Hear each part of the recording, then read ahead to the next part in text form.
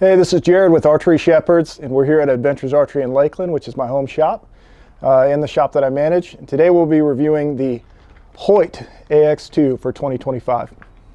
All right, so just some quick specs, but this is a 29.5-inch axle-to-axle bow. It's labeled as a 29, has a 6 3/8 inch brace height, so it should be for a small bow, pretty forgiving, even at those, like, I'm a 29-inch draw length, even at my draw length.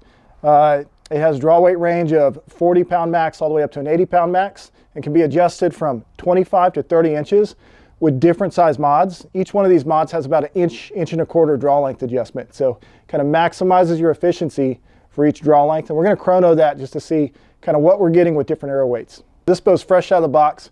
We're going to weigh it with one of the last chance draw weight scales. We know that you're going to add stuff to it, and it'll give you a clean idea of how the variances in the different models all weigh once they're built. And I'll weigh the other bow models the same way. 4.8 to 5 pounds.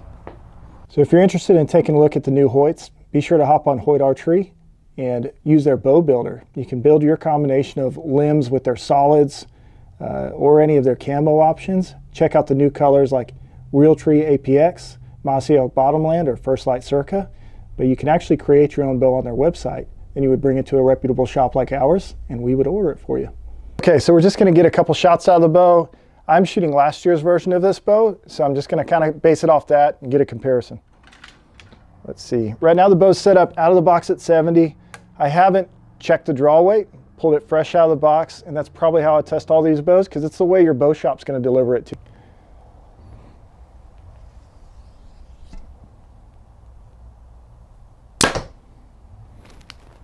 So first shot, the bow is a little bit sharper than last year, but if you've ever shot a Hoyt consistently, it's going to feel very familiar to the rest of those HBX cams. I can tell it's a lot faster of a bow. It feels very good. Last year's bow kind of just rolled over. Once you beat the weight up front, this bow seems to be a little bit wider power band, so a little bit more weight for longer in the draw cycle. Right there. But once it's over, you know, this bow locks on target. Draw length's a little long for me, but let's settle in and see what it feels like. Oh yeah, like the more you shoot this, the more familiar it feels. And even at 30 inches on this bow, that's not a crazy aggressive string angle. Hoyt did a really good job mounting that cam. All right, so now we're going to chronograph the bow at varying draw lengths with varying arrow weights. And we're going to start at 350 grains and kind of work our way up to 500 grains. So we're using a Pro Chrono to do all this testing. We have the lights on to get the best result. Test number 1, 30 inches with 350 grains. 331. 30 inches, 400 grain arrow. 309. 30 inches, 420 grain arrow. 301. 30 inches, 450 grain arrow. 294. 30 inches, 470 grain arrow. 290. It's not getting any slower. 30 inches, 500 grain arrow. 282. Test number 2, 29 inches, 350 grain arrow. 325. 29 inches, 400 grain arrow. 295. 29 inches, 420 grain arrow. 290. 29 inches, 450 grain arrow. 284. 29 inches, 470 grain arrow. 278. 29 inches, 500 grain arrow. 272. Test number 3, 28 inches, 350 grain arrow. 311. 28 inches, 400 grains. 292. 28 inches, 420 grains. 285. 28 inches, 450 grains. 279. 28 inches, 470 grains. 272. 28 inches, 500 grains. 263.